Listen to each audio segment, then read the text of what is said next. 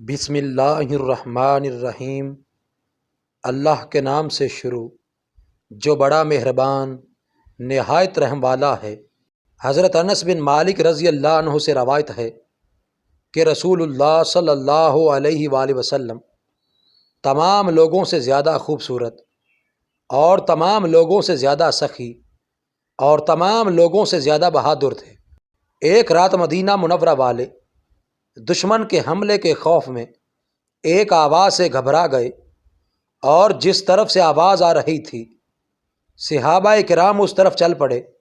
راستے میں آپ صلی اللہ علیہ وآلہ وسلم ان لوگوں کو واپس آتے ہوئے ملے، اور آپ صلی اللہ علیہ وآلہ وسلم اس آواز کی طرف سب سے پہلے تشریف لے گئے، اور آپ صلی اللہ علیہ وآلہ وسلم حضرت ابو طلحہ رضی اللہ عنہ کے گھوڑے پر سوار تھے، جو کہ ننگی پیٹھ تھا، اور آپ کی گردن میں تلوار تھی، اور فرما رہے تھے کوئی گھبرانے کی بات نہیں، کوئی گھبرانے کی بات نہیں۔